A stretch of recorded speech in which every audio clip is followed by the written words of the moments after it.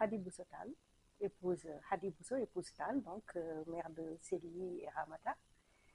Puis voilà, je suis une Sénégalaise, franco-sénégalaise établie en France depuis 2021, à Lyon depuis 2012. Et je suis enseignante de formation et de cœur. Et je suis aussi bénévole de Priorité Enfance que j'ai créé avec mon époux, Mongo Netal. Voilà, voilà qui je suis. Hadim Khairi Boussotal, appelé Dieyna aussi par les amis et la famille. Naturellement, Dieyna ou Hadi Bousso n'a pas démarré en 2021. Alors, nous allons remonter un peu plus loin. Wow. Collégienne, allez, c'était qui la collégienne, Hadi? Très espiègle, passage du tout dans toutes les petites combines pour fatiguer les enseignants. Je pense que mes enseignants du collège ne vont pas me démentir. J'ai été très vite sensible aux causes liées à l'égalité. Collégienne déjà, j'étais très engagée sur tout ce qui touchait les problématiques de harcèlement, de refus de l'autre. Et voilà, je faisais partie toujours de cette bande-là d'amis avec qui d'ailleurs on est resté en contact. Hein, et on a un groupe WhatsApp avec nos anciens enseignants. Et c'est tout, à chaque fois qu'on se rappelle d'un sobriquet donné à un enseignant, mon nom n'est pas loin. Donc voilà la collégienne que j'étais. Et puis je salue au passage tous mes enseignants, M. Diop Istogio, Mme Sek, voilà, M. Guissé qui est décédé maintenant, M. Dat. Voilà, M. Sissoko, M. Latouf, et puis je salue aussi mes camarades de promotion, Djibril Ndiaye, Medjigen Ndiaye, Eina Ndiaye, Bounama Babou, donc voilà, pour ne citer que cela. Et quand je les cite, en réalité, je suis toute cette promotion-là qui, malgré les décennies, est restée en contact avec des projets innovants pour notre collège à Ndiaye, ici à Grand Dakar. Voilà, la petite publicité. Alors, toujours au niveau du rappel historique, hein, là on était au collège. Alors, vous êtes d'une famille dans laquelle vous auriez pu être dans un cadre, mais vous êtes très atypique. On vous met pas en demeure. Là, vous avez parlé du collège. Remontons encore un peu plus loin. Votre enfance. Wow. Alors, j'ai eu une enfance très heureuse, entourée de ma nombreuse fratrie. Pour la petite histoire, mon père est polygame et ma mère était la première épouse qui aussi était la belle-sœur de ses sœurs, puisque c'était la sœur de mon père. Et j'ai grandi entourée d'amour, d'affection. J'étais une enfant très espiègle, encore une fois. Et, un papa bienveillant. Un papa bienveillant. Formidable. Un papa formidable. Et une maman aussi très proche de ses enfants. Oui. Et qui, en fait, une famille avec deux jambes. Ouais. Un papa et une maman. Qui géraient l'équilibre. Oui. On a eu la chance de grandir dans une famille polygame, atypique parmi les familles polygames parce qu'on a un papa qui est encore vivant, il a 90 ans, un papa qui a toujours milité pour qu'il y ait un équilibre avec ma mère comme cheville ouvrière de la famille et ses coépouses qui étaient en réalité ses petites sœurs, ses sœurs et ses belles-sœurs. Et moi, je suis une des plus jeunes pratiquement parce que je suis la 6e de mon enfant et je ne sais pas la combienième de mon père. Et voilà, c'est une famille avec beaucoup d'amour, beaucoup de valeurs aussi. Nous avons grandi avec un père intellectuel qui nous a élevés comme des citoyennes, disait-il, et une mère très conservatrice. Donc nous avons eu la chance de têter aux deux mamelles en réalité, donc ancrée dans nos traditions, mais ouverte aussi sur le monde avec la possibilité d'aller à l'école et d'aller le plus loin possible. Comme le voulait mon père, et puis de rester aussi très proche des valeurs comme l'a souhaité ma mère, voilà, qui nous a donné une éducation de villageoise citadine, puisqu'on sait faire toutes les tâches que nos consoeurs du village savaient faire, donc piler le mil, laver le linge à la main, le repasser, tenir une maison, tout en allant à l'école et puis en participant bien entendu à la vie de la cité, à la vie de la famille. Voilà. Le papa a voulu éduquer des citoyennes. Il a fait aujourd'hui Hadi une citoyenne. Donc on quitte l'école primaire. Tout à l'heure on a parlé du collège. Maintenant le lycée. Comment ça s'est passé? J'étais au lycée des jeunes filles de Dakar, donc le lycée Kennedy, et je salue au passage la Laïcha Fall. D'où la couleur rose pour faire. Oui, oui, pour voilà. Et puis, on pourrait parler de lapsus, hein. Ouais, je ne l'ai pas fait exprès en plus. Et voilà, le lycée Kennedy, où j'ai appris aussi, comme on nous disait, à être élégante. Donc l'élégance, c'était pas seulement dans le port, mais c'était dans la posture. Et on avait une proviseure qui était extraordinaire, qui était aussi une maman, Madame Ba, qui est une maman, une éducatrice. On a eu des enseignants et un corps d'encadrement extraordinaire. Donc on n'avait pas une bonne réputation, mais nous qui étions à l'intérieur du lycée, on savait aussi qu'il y avait des valeurs fortes comportées. Et moi, je me souviens d'un lycée qui avait une forte exigence. On faisait partie des meilleurs du Sénégal. Bon, après, ça remonte il y a longtemps, mais je sais aussi qu'aujourd'hui, les Canadiennes sont un peu partout dans les grandes sphères de décision parce que voilà, on éduquait aussi des citoyennes au lycée Kennedy. Donc, l'instruction que j'ai reçue au lycée Kennedy n'était pas en déphasage avec l'éducation que j'ai reçue dans ma famille.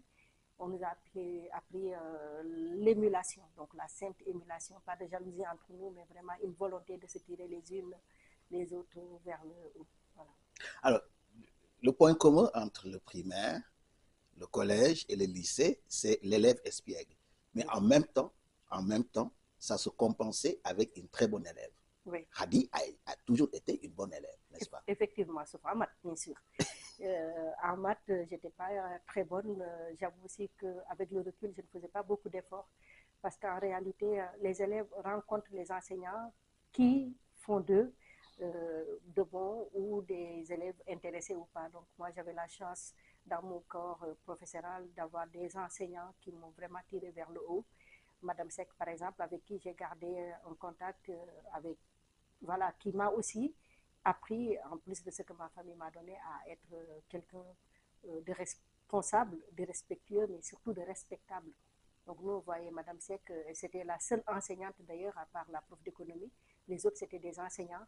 Mais on voyait cette dame élégante, mais élégante dans la façon d'être et dans la façon de faire, qui était respectée de ses pairs, qui étaient principalement des hommes. Et j'avoue que ça aussi, ça a contribué à faire de moi l'enseignante que je suis aujourd'hui et la maman que je suis, mais surtout la citoyenne. Quand je dis citoyenne, c'est au sens le plus noble finalement du terme. Voilà. Acte citoyenne. Ouais. Et qu'est-ce qui a été le déclencheur? Alors, le déclencheur, c'est encore une fois un mot que mon père m'a dit quand je partais. Il m'a dit, quand tu seras dans ta chambre d'université, quand la porte sera fermée avec la clé dessus, souviens-toi que ta mère et moi te voyons. Et tout ce que tu ne ferais pas en notre présence, évite de le faire parce que tu as maintenant cette liberté. Et cette liberté n'est liberté que parce que tu sauras la gérer et que tu sauras la mettre au service du collectif. Et en fait, j'ai toujours été militante. Je pense que j'ai commencé à l'école primaire déjà, où mon enseignant, qui était très engagé, mettait dans nos cartables le journal interdit de Andedieuf qu'on allait vendre sous les manteaux. C'était déjà les prémices. C'était déjà les prémices. Je n'avais pas cette conscience citoyenne, hein, mais j'avais le sentiment de faire quelque chose d'interdit et c'était quand même assez agréable de le faire parce que c'était interdit et que voilà, il y avait une forme d'adrénaline qui me guidait en faisant cette chose interdite. Et ensuite, je suis allée au collège avec cet esprit de toujours défiance des normes. Et au lycée, ça s'est affirmé, bien entendu, on n'était pas loin du lycée Blaise Diagne. Donc à chaque fois qu'il y avait des grèves, bien entendu, nos frères de Blaise Diagne venaient nous déloger. Puis moi, je me faisais un plaisir d'aller avec eux et puis de monter sur la tribune pour faire des revendications auxquelles je ne comprenais pas grand-chose, mais qui faisait sens pour moi, puisque c'était des revendications pour le mieux-être des élèves, une meilleure ambiance d'apprentissage, etc. Et puis finalement, j'ai décidé de m'encarter à Andedieuf. Le bac en poche, que devient Hadi? Le bac en poche, Hadi va à l'université de Saint-Louis. Comme de bien entendu, elle s'inscrit à la fac de lettres. J'avais un doute entre les lettres et la sociologie, mais vu mes compétences très basiques en maths, mon incompétence en maths, je n'ai pas souhaité faire sociologie parce que j'avais peur de ne pas y arriver. Et puis, je me suis inscrite en fac de lettres, où je pense avoir été voilà, une étudiante plutôt modèle dans le campus universitaire, même si dans le campus social, c'était plutôt Hadi la militante, la Ça ne gréviste, change pas. etc. Voilà. C'est vraiment à l'université de Saint-Louis que mon esprit militantisme et mon âme militante, c'est mon esprit militantiste et mon âme militante se sont vraiment révélés à l'université de Saint-Louis avec le comité de base AGI dont j'étais un des pivots et puis que j'ai fini par diriger jusqu'à devenir coordonnatrice du mouvement élèves étudiants Andjef avec le professeur Ibrahim Awan de l'université de Dakar. Vous appartenez aussi à une grande famille qui s'appelle le Sana. Nous tiendrons une promotion assez dynamique. Mais quels étaient les enjeux sur le campus pour vous? Parce que quand même, il y avait la promesse et en tout cas le message paternel. Tout ce que tu feras, nous le saurons. Donc ça veut dire que fais les choses les meilleures. Ouais. Voilà.